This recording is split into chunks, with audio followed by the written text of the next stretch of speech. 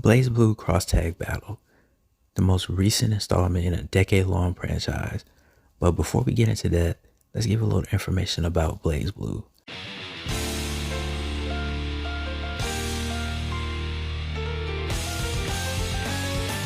BlazBlue was created by the former Arc System Works director Tosamichi MoriP. He was recruited by the man himself, Daisuke Ishiwatari, in 2003 to work at the fighting game studio. One of his assignments was to help on Guilty Gear Isuka. MoriP would later serve as the director of Guilty Gear XX/. Arc System Works, not being as big in the late 90s and early 2000s, had a problem when it came to Guilty Gear. They kinda didn't own it. Without the help of a publisher, the small dev team wouldn't be able to get their game into the hands of consumers. At that time, Sammy, not yet merged with Sega, held the rights to Guilty Gear, meaning ArcSys could make a game, but not with certain characters who were published under Sega Sammy. So why break all this up? Instead of taking the reins himself, Daisuke would assist MoriP in the making of a new fighter, seeing as Guilty Gear was in such a limbo state at the time. He would take on the role of composer and help guide the project in little ways. With the project on the way, ArcSys found it imperative that this new game be easier than Guilty Gear.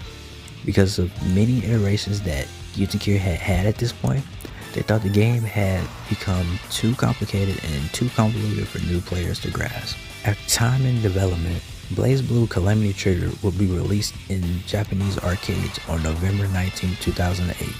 Over the years, MoriP and Arc System Works would go on to release light novels, visual novels, mobile games, and animes and iterations of BlazBlue.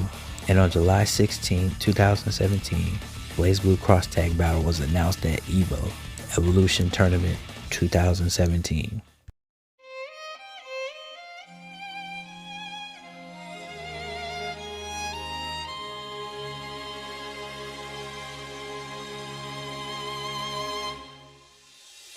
At EVO, the announcement trailer was met with overall praise.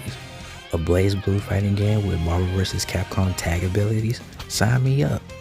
Not only that, it will be a crossover between BlazBlue itself, Persona, Under Night Ember, and Rooster Teeth's Ruby, of which MoriP was a fan of.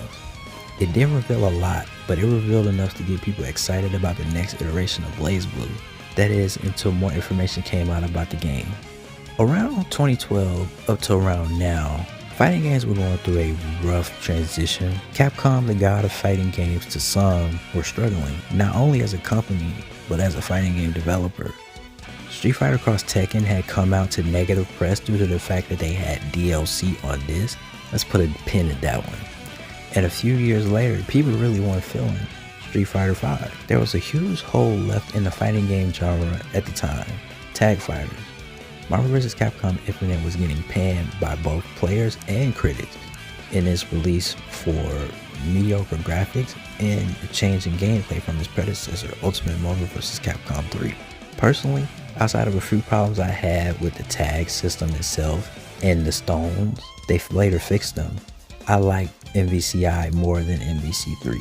It especially caught flack in comparison to another Arc System Works fighter, Dragon Ball FighterZ.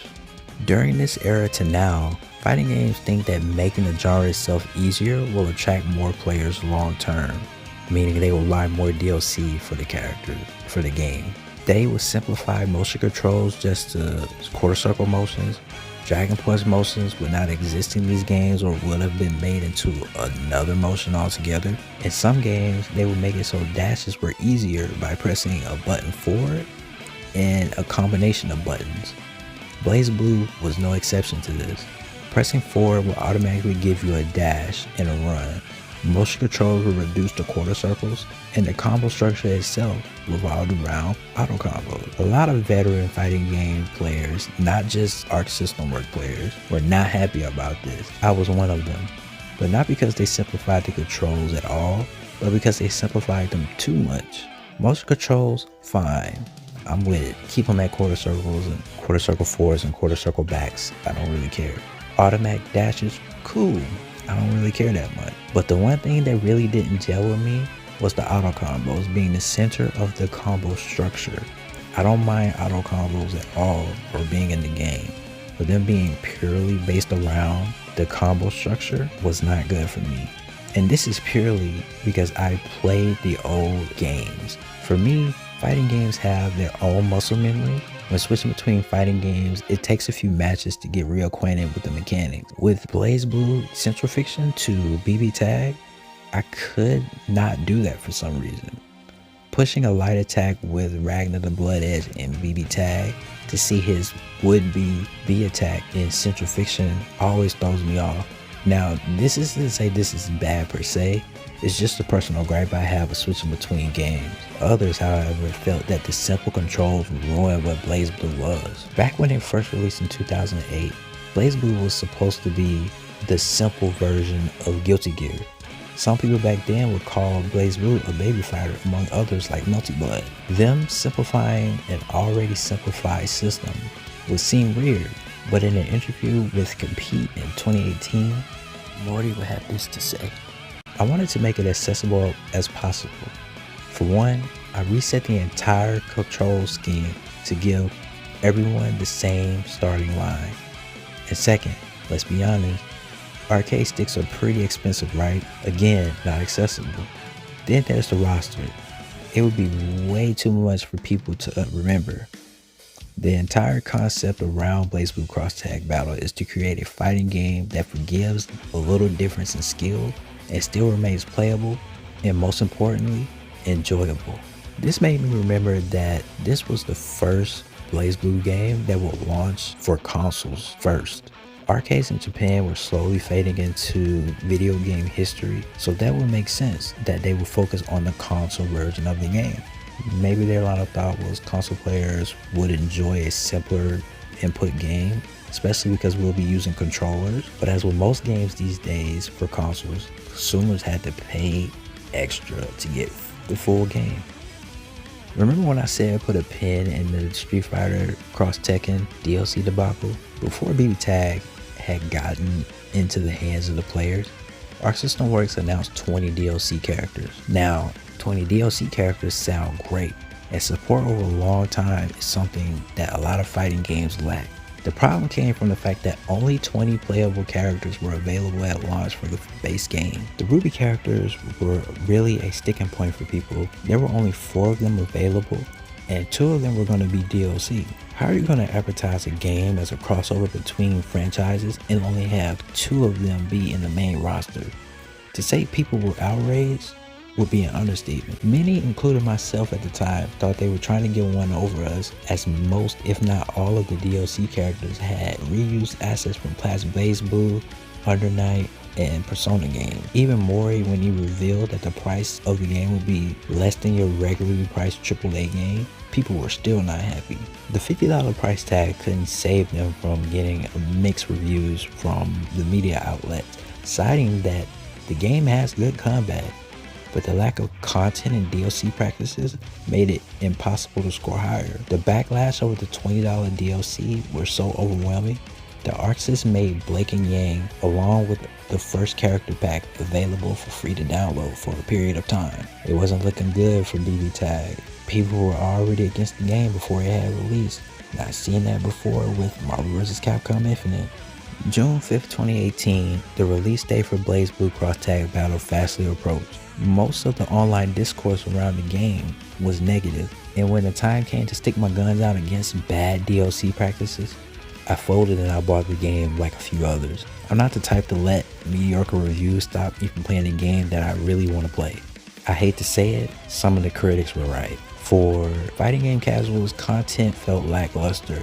Episode mode was what I expected it was going to be, trying to force all these worlds together into a condensed episode format, and it turns out just okay. Tactics mode felt like a step down from past iterations of BlazBlue. Online mode went exactly about how I expected it to go. Laggy matches like most delayed-based netcode games. I was beginning to regret my purchase. I thought I should have refrained from buying the game like other people.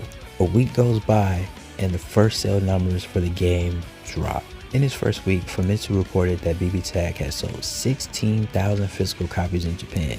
In comparison, Central Fiction had sold 44,000. It wasn't looking too hot for the tag fighter. After the first DLC wave had wrapped, Many had thought BBTAG wasn't going to get any more updates, with the team going somewhat silent on the small community they had built over time.